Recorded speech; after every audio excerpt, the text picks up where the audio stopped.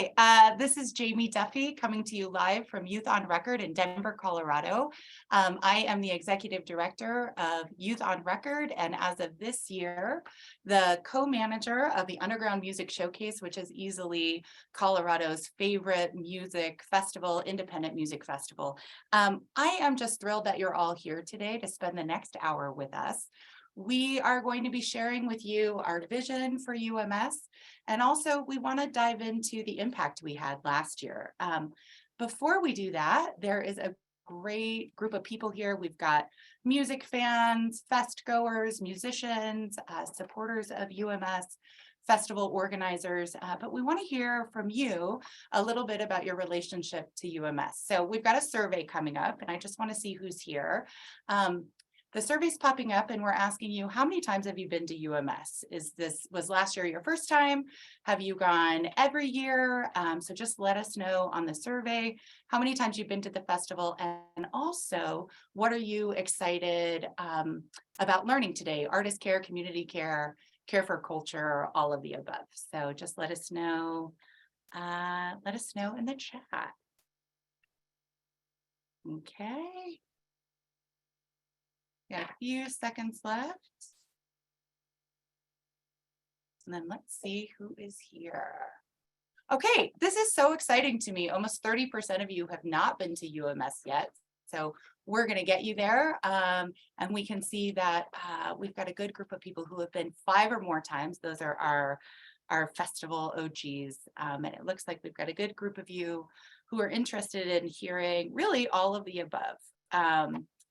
So just to orient you a little bit to what we're going to do today, we're going to talk through UMS Impact, and then we want you to really participate today. So we have an active and live chat, and we've got a great group of people who are monitoring this chat for you.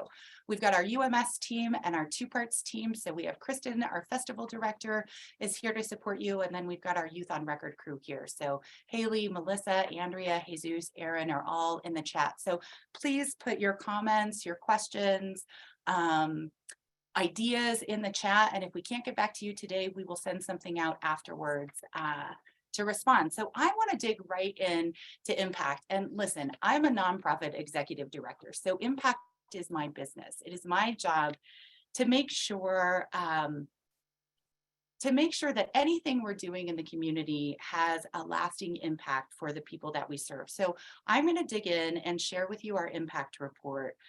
This is the first time UMS has put together a report like this. So let me bring this up.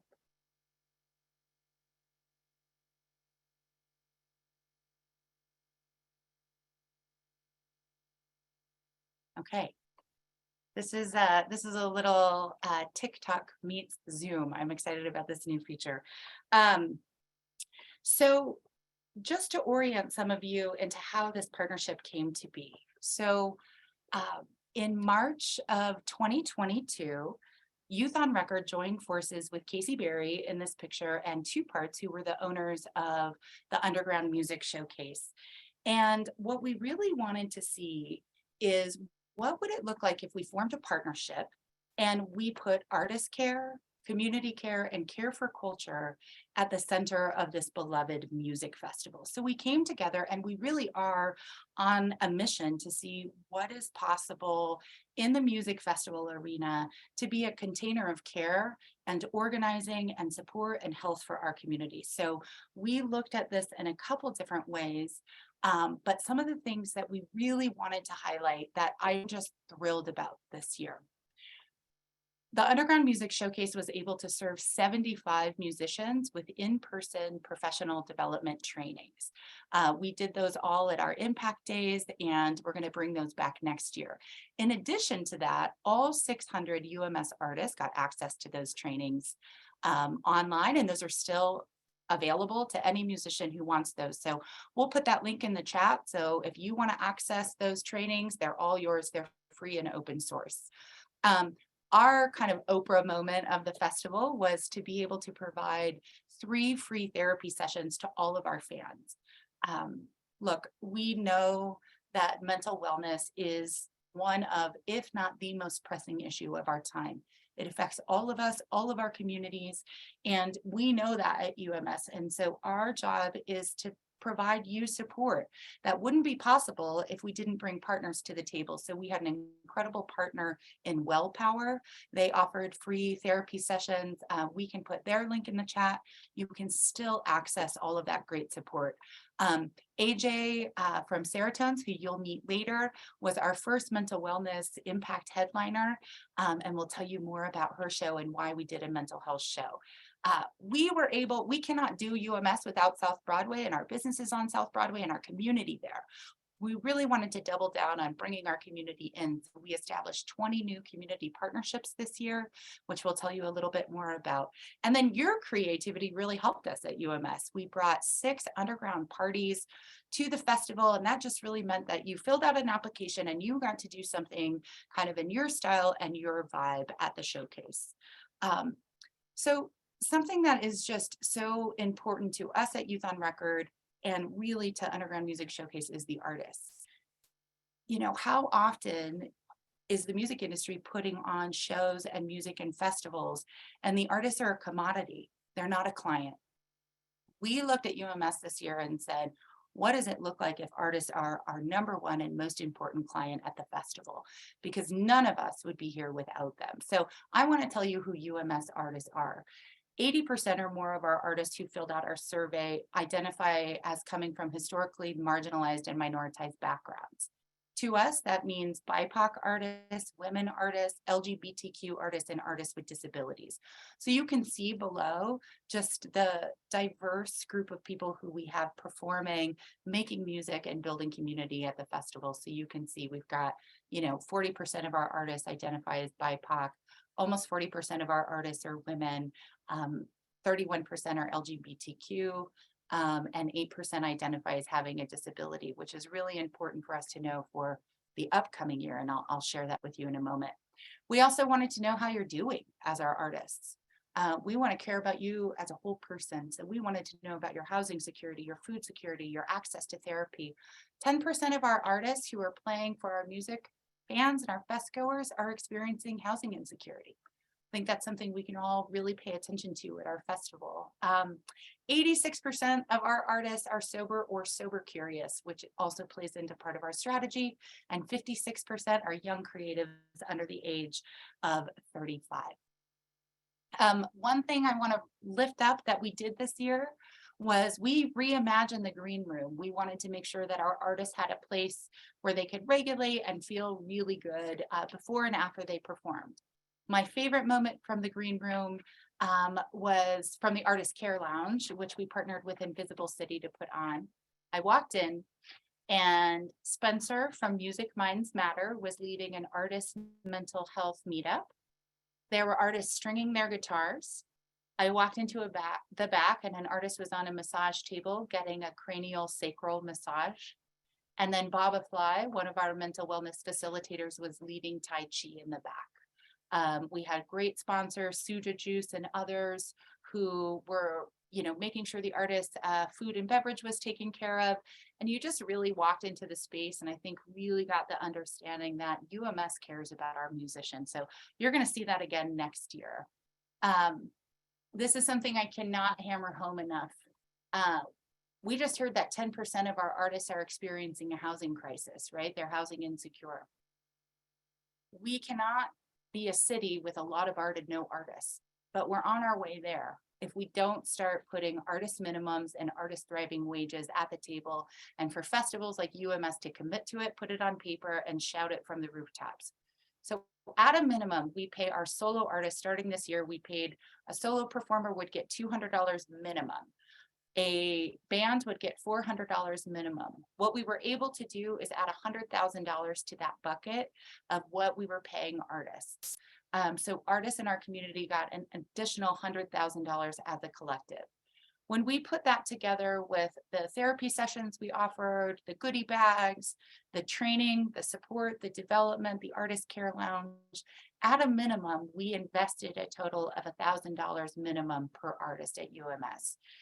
This is the starting point. This will, of course, continue to increase as things continue, as the cost of living increases. But just so you know, We are proud of an artist minimum. If you don't have this and you're watching in your organizations or your festival, please join us in doing this.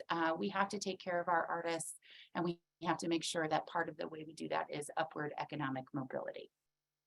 The next area we focused on was community care, right? Music festivals are about community. So for time's sake, and just so you know, I cannot get through everything today, we are putting in the chat access to this full report. We're also going to send this recording to you so you can really dig into it. But a music festival is a container for community care.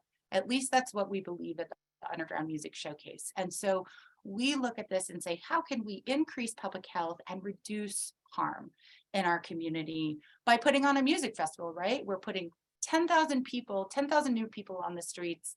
How do we make sure that we take care of those 10,000 people, the surrounding neighborhoods, the surrounding businesses? So we had a real commitment to hospitality, medical health and safety. You could access support. We had folks who even went to our medical tents because they were having some anxiety issues, right? Like that's a great reason to seek us out. We've got the support. Kristen, our festival director, did an incredible job making sure this was all there.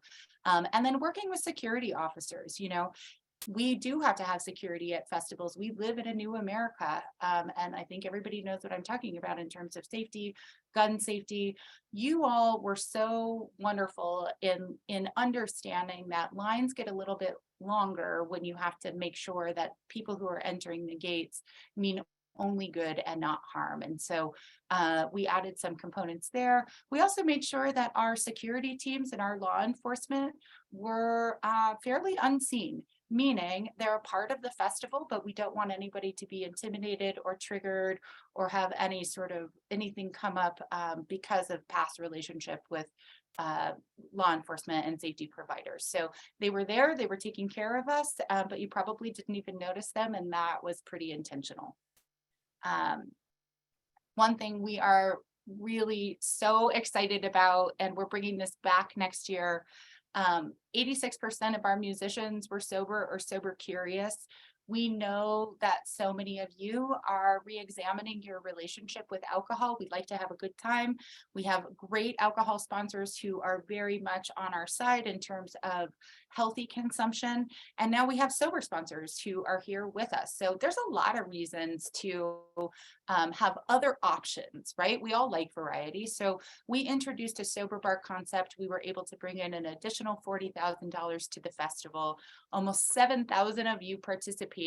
And I'm not sure if you see this little thing above me, but the reasons we're in the sober bar are different, right? Some of us are in recovery. Some of us are on our first date and we want to play it cool. Some of us are working towards a marathon. Some of us are going to have a baby. Not me, don't start any rumors. And it's not anybody's business, you know, also why you might be in the sober bar. So we just wanted to make sure this was inclusive to everybody, and you're going to see this more at the festival in the upcoming year. Finally, what is a music festival if not something that allows us to increase joy, inclusion, belonging, equity? That's what music is for, and Underground Music Showcase really believes that experiencing live music together in person is so important for our souls. And so some of the ways that we cared for our community is really creating a vibe, right? And that is what Two Parts is really, really great at, and why they're such a great partner here. So we produced over 200 shows. You know, we had 10,000 people a day. We increased ticket sales. 70,000 people interacted with us on social media.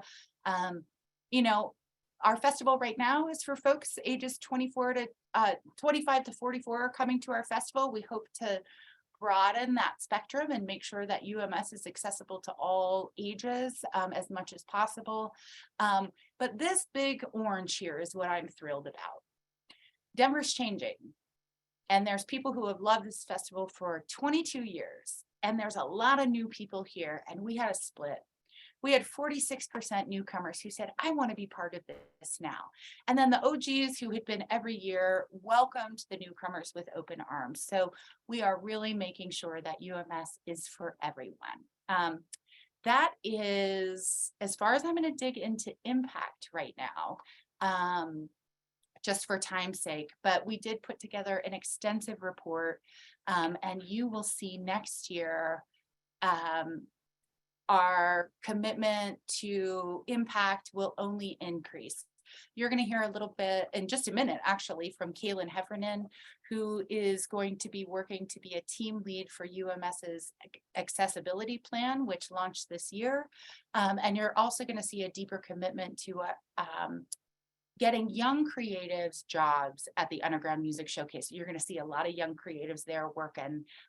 When you check in and you get your tickets, you'll see them. So make sure you are kind and good to them, because they are the future of our city. So this is the new way we're going to talk about UMS, right? Artist care, community care, care for culture. This is all really possible because Youth on Record has the best partner in the world on this project, 2 parts. And we're just so grateful that they allowed us to come in and do what we do well, and they do what they do well. So yeah, we are just so excited that you're here. If you have any questions about our impact, ideas for the future, put them in the chat. And then we're going to go ahead and transition into what I am most excited about, which is to hear from artists, because they are the heart center of our festival. Okay, so, that was a lot. There's more where that comes from, so dig into that full report. But you know, when I decided to do this with our team, I wanted to hear from artists. They are the heart center of our festival. So I want to welcome onto the screen 3 women who I consider to be impact artists.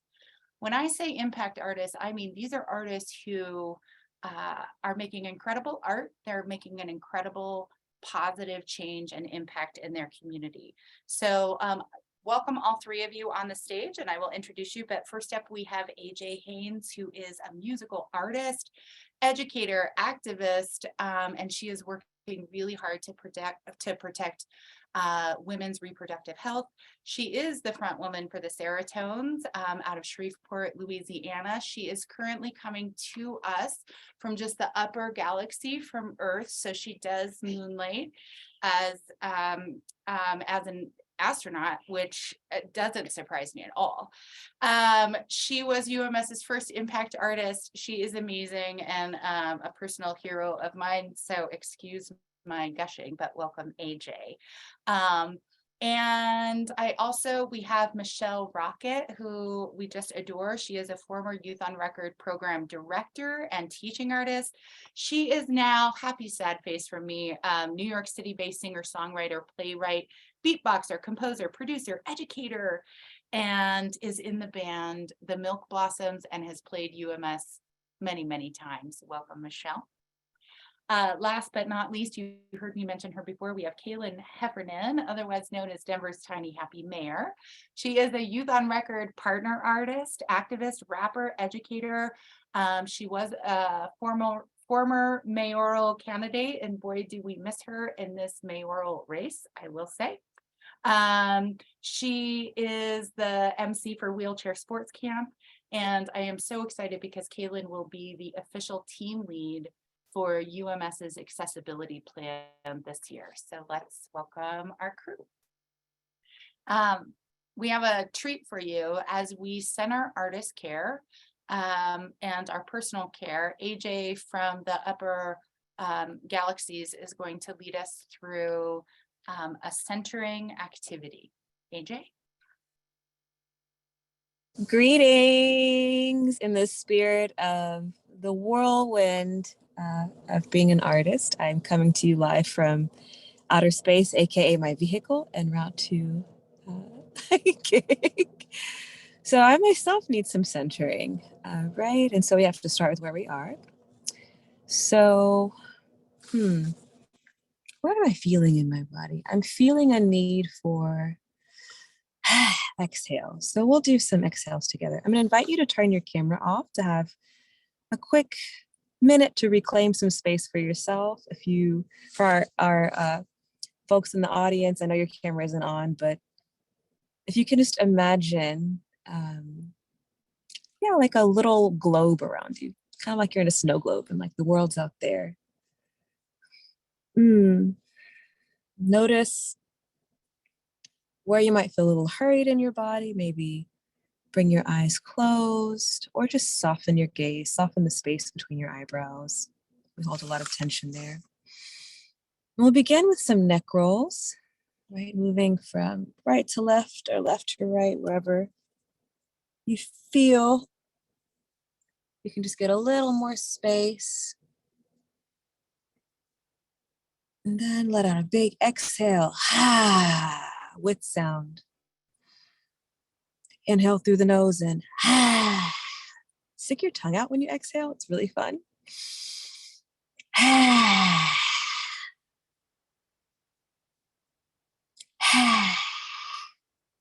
Do about 3 more on your own breath. Getting in a big inhale and out through the mouth. Maybe you giggle because it's very silly. And 1 more.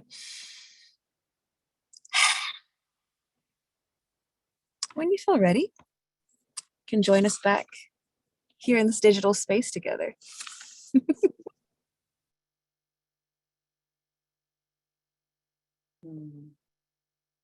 Thank you so much, AJ. That sort of takes me back. I remember when you were our impact artist. You were in front of 5,000 people at the underground or at the showcase stage. That's our main stage. And you led the entire audience in a centering activity. So I just want to thank you for doing that and for seeing us and for giving us space to do that here and also at your shows. So thank you so much for doing that.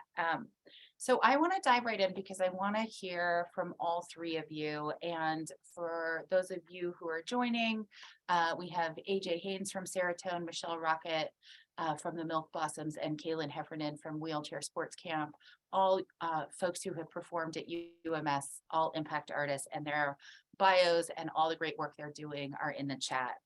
But I want to dive in because the 3 of you, as I would expect you to do, wanted to start this panel off with a statement that you wrote about what it means to care for artists and what we're thinking about in terms of the future of the artist life and artist career. So I'm going to read this to you, and then feel free to jump in and tell me and our audience, what does this mean to you? So here's what you wrote. We, the artists, have the human right to determine when and how we create music in a safe and sustainable environment. I'm going to read that one more time. We're going to put it in the chat. We, the artists, have the human right to determine when and how we create music in safe and sustainable environments. So Michelle, Kalyn, AJ, what does this mean to you? Tell us a little bit more about this statement and also why you wrote it.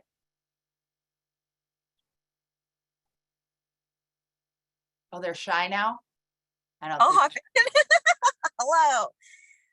So for those of you that don't know, I have a background in reproductive justice, specifically in protecting abortion access. And so for me, this statement was inspired by the reproductive justice framework.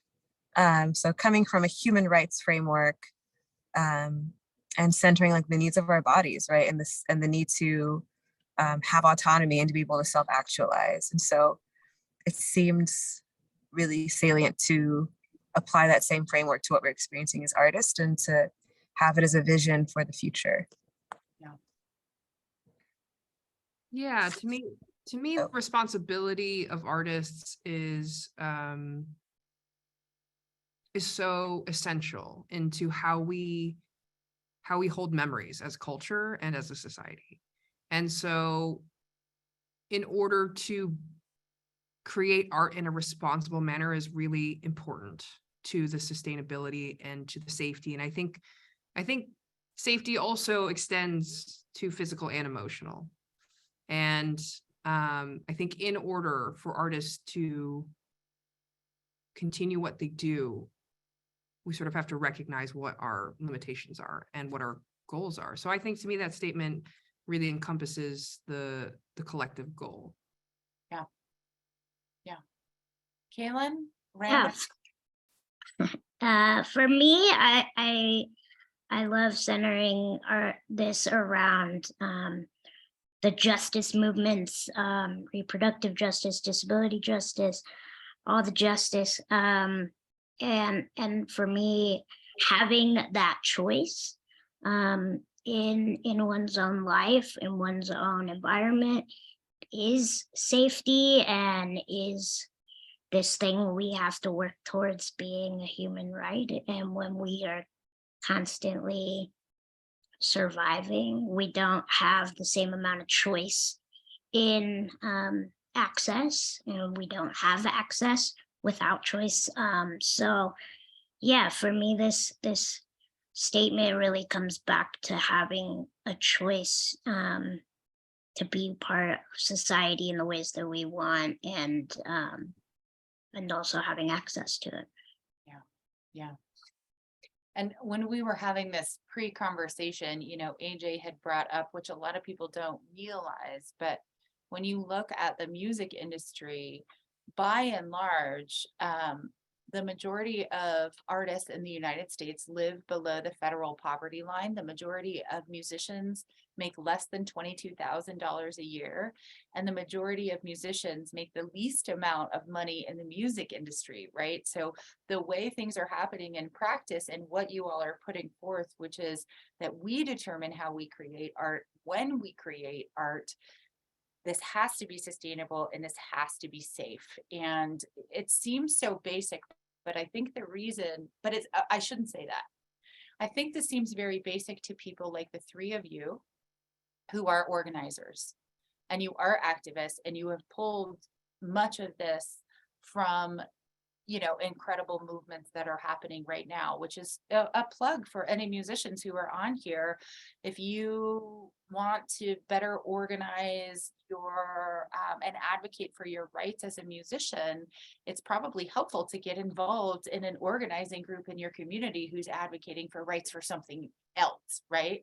We've all learned so much, and that's what Youth on Record has been able to bring to the table, to the Underground Music Showcase, is we're advocates and organizers and creative youth development and youth justice organizers, right? So we can put that lens on top of the festival.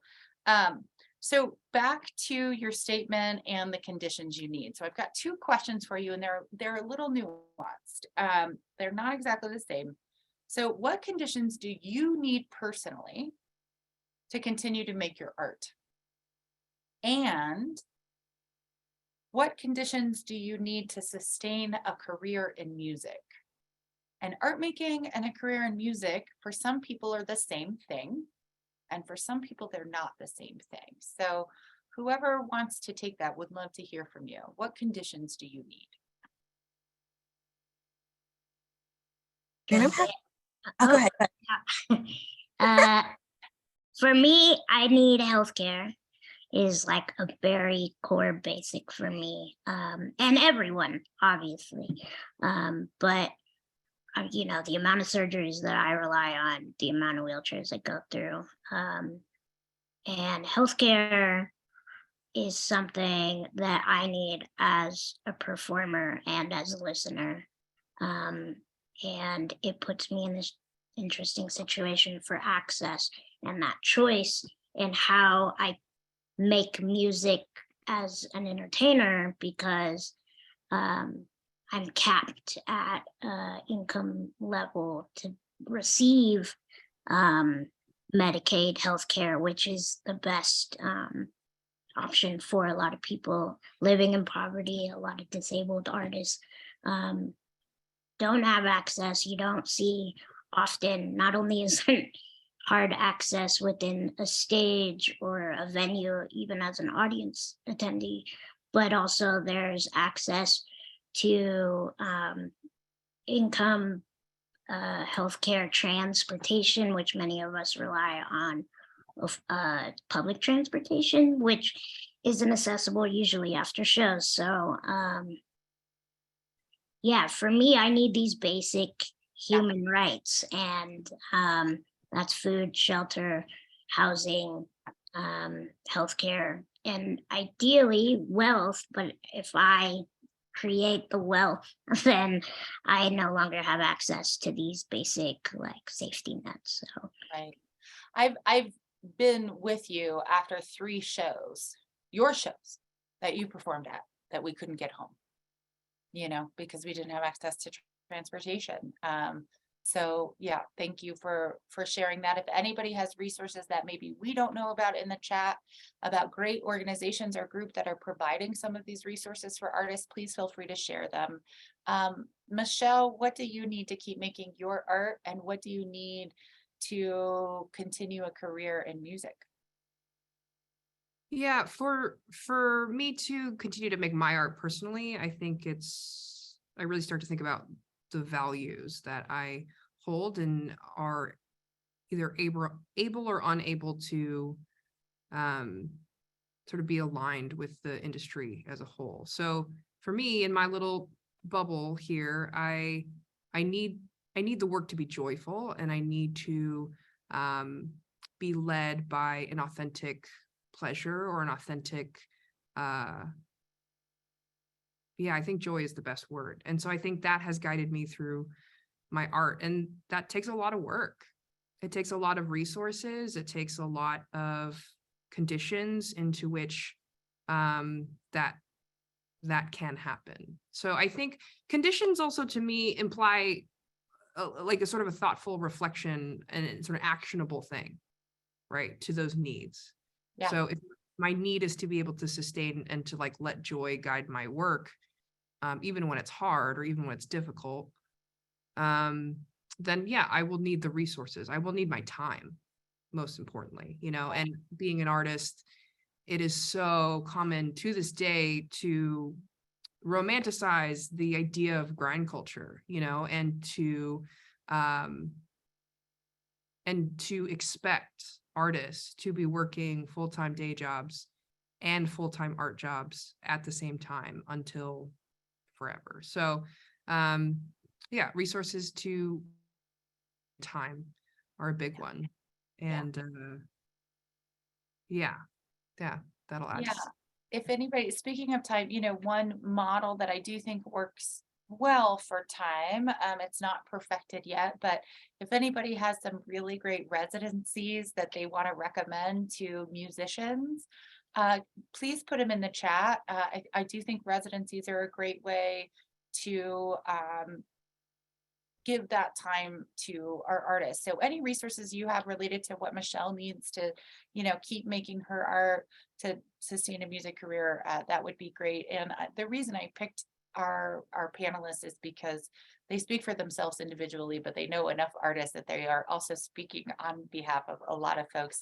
AJ, what do you need to keep making your art and to sustain a career in music?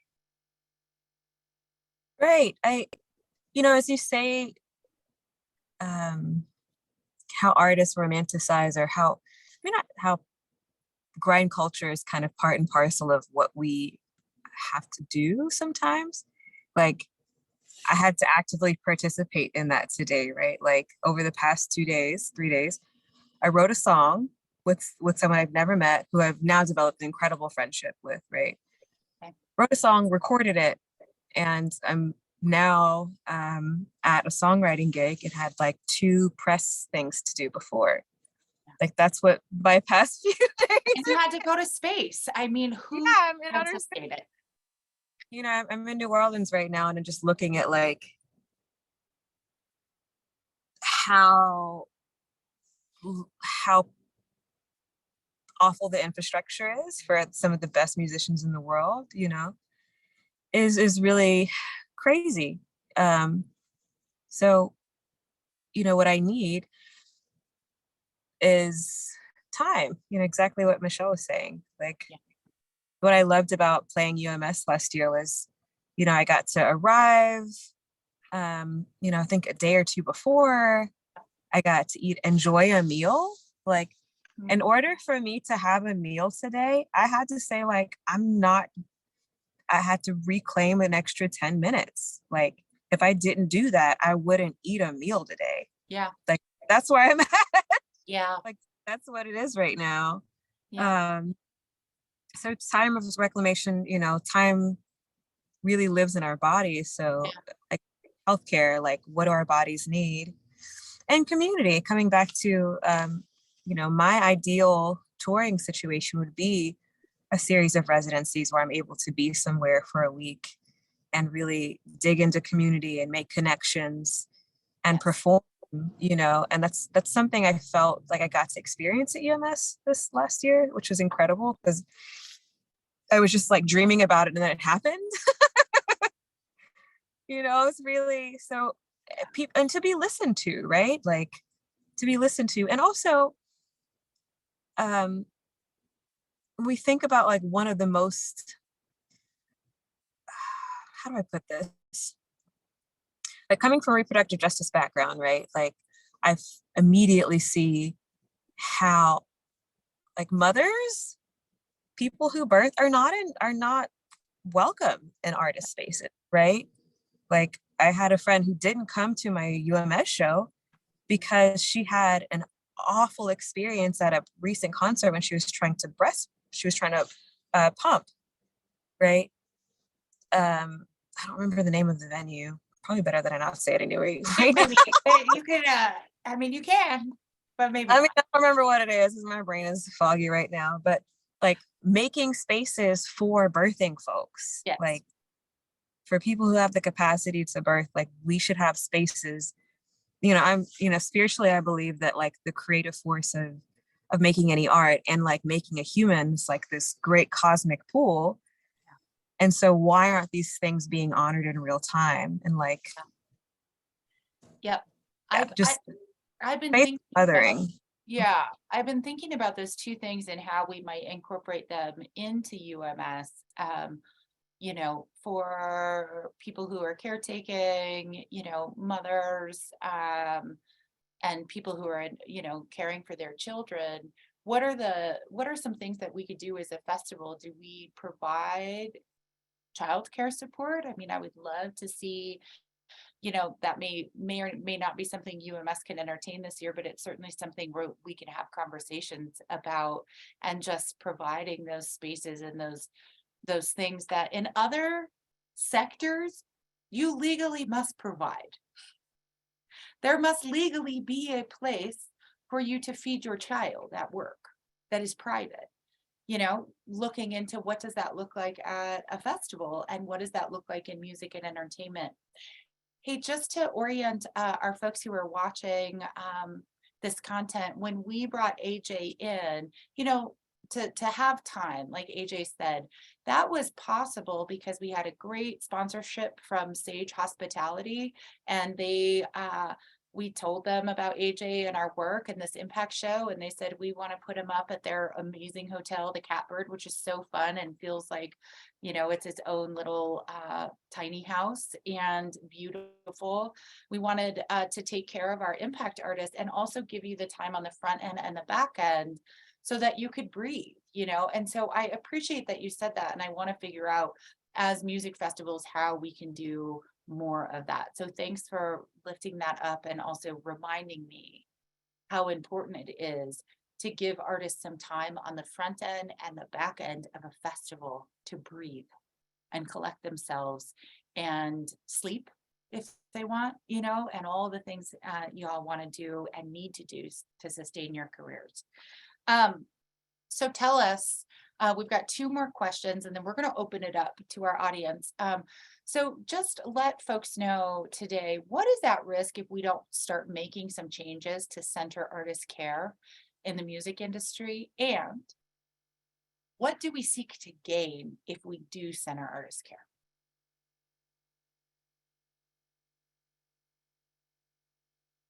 At the risk of sounding hyperbolic,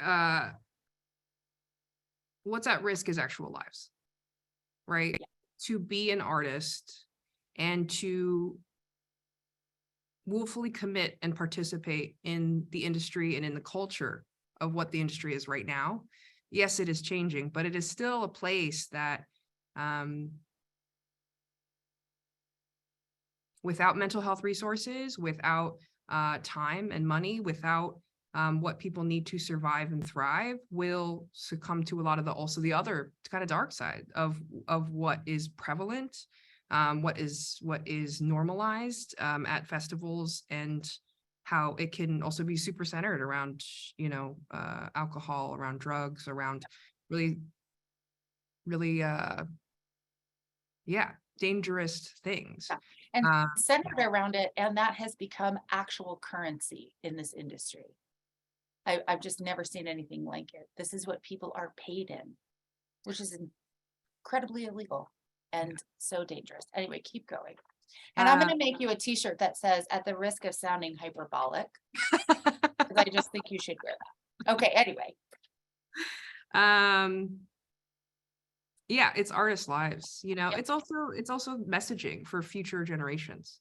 Yes. We're risking what we are telling future kids or whoever who consume music so ferociously and so daily. We all do, but especially, the youth. And so Yep.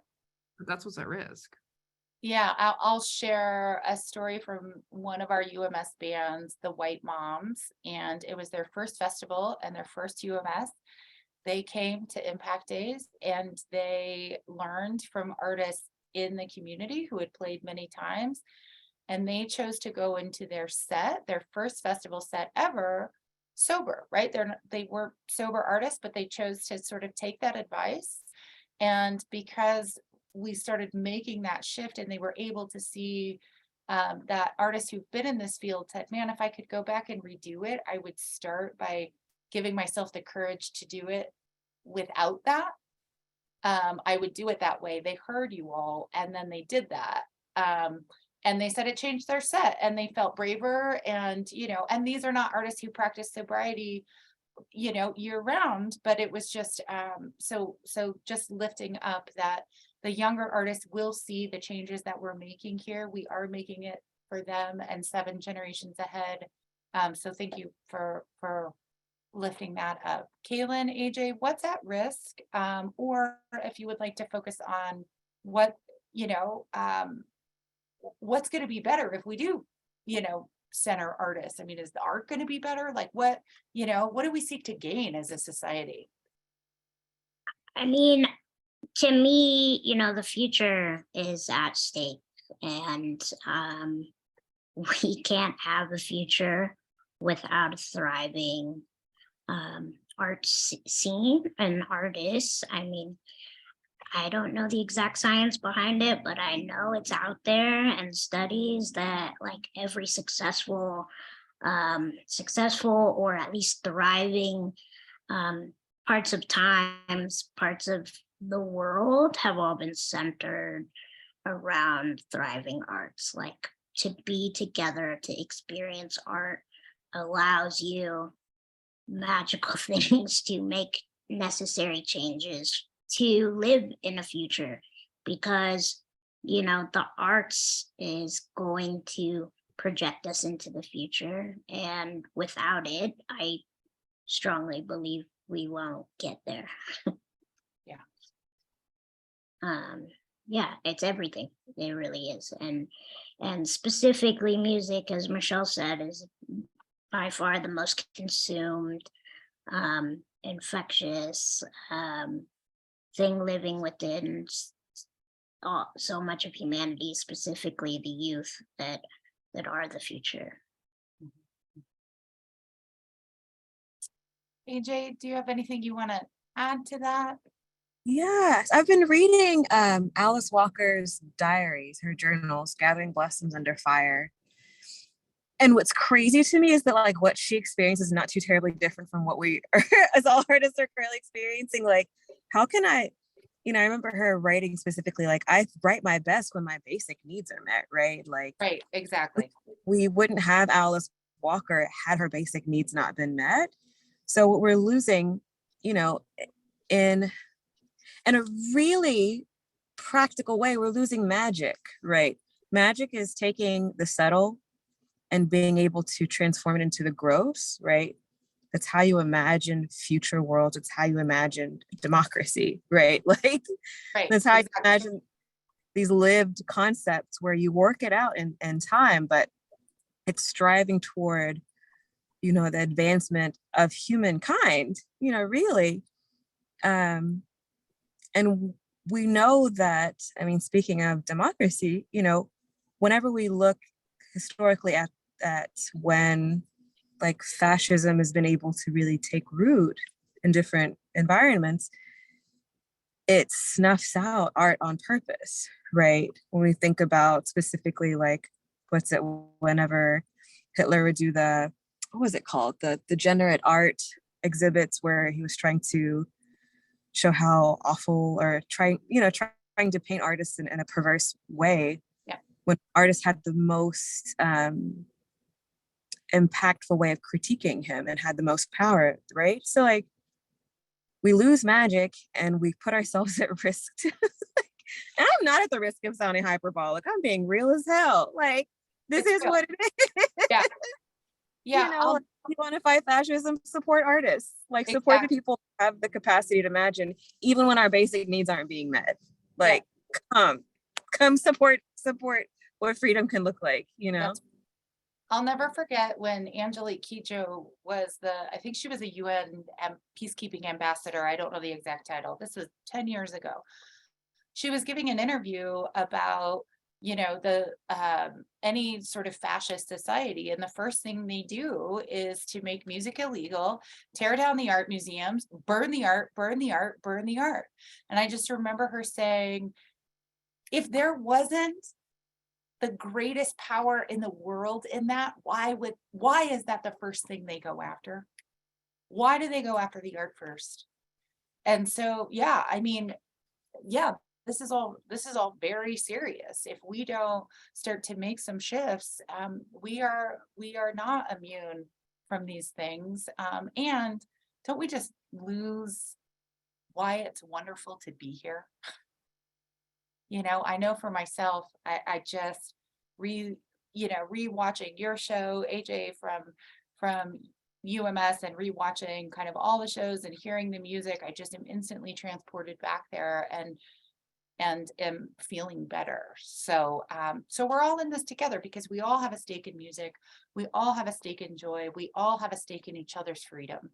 And ultimately, that's what, you know, art does for us. So final question before we take a couple questions from the audience. You know, if you each could give me 1 to 2 things that a music festival could do, right? We've got some festival owners and operators on this call who are watching. 1 to 2 things that music festivals could do to be a part of the change. What would you recommend? Because we want some action out of this conversation too. So this is a bit of our challenge. What could they do now?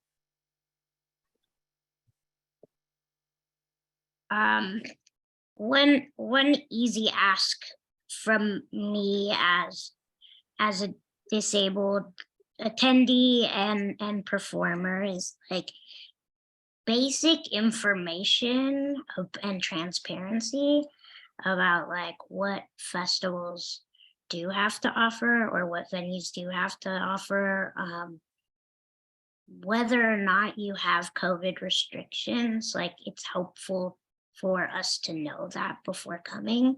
It also gives a signal that like we are thought of, and this is, you know, a wild time to go to any public, outdoor, big indoor event, with COVID-19 being like such a serious, dangerous killer amongst the disability community, and being told that, like, you know, millions of us are better off dead than not.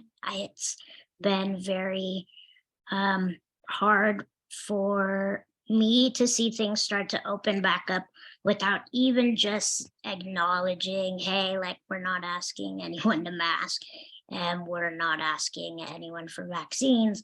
That at least allows me to know, and just encouraging public safety measures like really goes a long way, and lets us know that like we are being thought of, even if it said, hey, like this place is not wheelchair accessible, but it is this kind of accessible.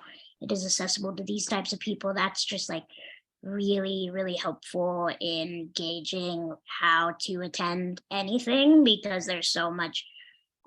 There's caretakers, there's transit, there's all these different things that you're juggling. If you have children, childcare, like it's just helpful to know what is available or what is offered, and like what access and what barriers are there, just so that we can make informed decisions. Okay, so for yes, and everything that you just said, Kalyn, that is why UMS this year is committed to hiring artists with disabilities to lead this charge. So I'm so glad you're going to be a part of that. You know, making sure that you are centered here and that we are able to make some small and large changes at UMS. So thank you for lifting that up. AJ and Michelle, sort of wrapping this into a question from the audience as well. All of the other questions have been answered on chat, but we did have one question that is very similar to my final question, which is, what can a music venue do to make one change in how they operate that would support your mental health or sobriety? So you could pick one or two of those questions. What can a music festival do to be part of the change? And then what can venues do to be a part of the change? So Michelle, AJ, why don't you all wrap it up there? And then just letting our audience know, we will continue these conversations leading up to UMS. It is so important as we support artists and center artists. This is also what centering artists look like, right? Let's hear from them. Let's talk to you guys. Let's spend the afternoon together and you tell us what you need, and then we will do our best to implement those changes. So venues and festivals, what can we do to center you, center your health, your mental health, your wellness, and your art? I think a simple thing that UMS did last year, and I think other venues are starting to catch on to, is just increase the amount of options for sober drinking, engagement. It shows a lot, right? It's like it's a show not tell in this scenario. And I would also say for bookers at those venues to pay artists livable wages, livable stipends, and livable fees for their time. Yes. And AJ? that's not a period. Like Microphone. pay something that is livable wage, right? Because like mental health is wrapped up in like what our physical well-being is. So like food and shelter, right? So something I really loved about UMS is like the accommodations being provided. It's something that I experienced a lot whenever we were touring in Europe. Like so many of the venues had accommodations worked out for us, like especially in the Netherlands, we'd roll up to a venue and there was an entire complex where there's like, here's a place where you do your laundry because you need to have clean clothes. And Yeah. Ooh, I'm loving this. Yeah, here's where, and it was actually a co-op that we were at. So it was community run and funded by the state, I believe. So there are models out there. So like also not centering, like looking elsewhere, like what are people doing in Europe that's working, and just food and shelter, like providing accommodations for artists is especially now with everything being so crazy with how things are, so necessary. So for example, like one of my favorite festivals that I've ever played, a historic festival, and I'll name it Newport Folk Fest, an incredible festival. But like I had to spend most of my money that we made on our guarantee on hotels, and we had to drive an hour out of town because we couldn't afford to be there. Right. Yeah. So like thinking logistics, where is the band going to sleep? Yes. And where are they going to eat? And where are they going to eat? Great way for and where are they going to store their gear?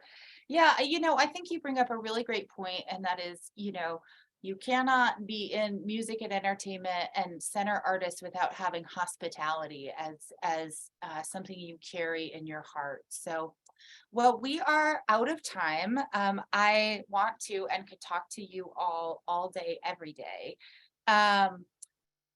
I am just so grateful to the three of you. I am hoping we can find you all back at UMS, either at Impact Days or performing, advising.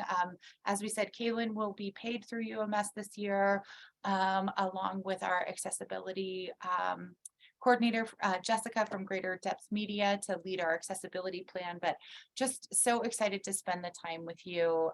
Thank you for making the time. You could have been anywhere in the world or outside of the world, and you chose to Zoom in. So thank you. Thank you to everybody who participated today. We're going to be sending you lots of resources. We'll have more conversations about this. Thank you so much to everybody who made UMS a success this year and really committed to impact. And you are going to see more impact year over year. So thank you so much. Take care of yourselves.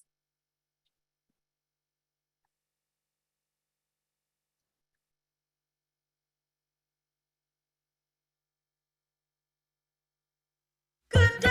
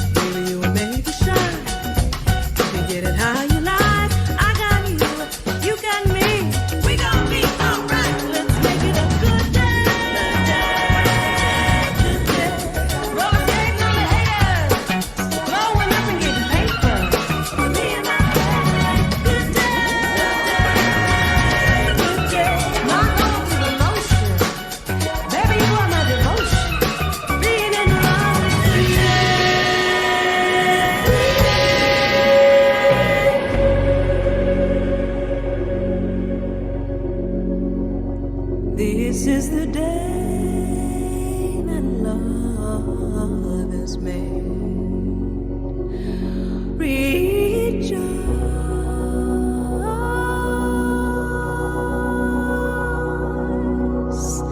and be glad in it. Did you hear what I say? I say, this is the day.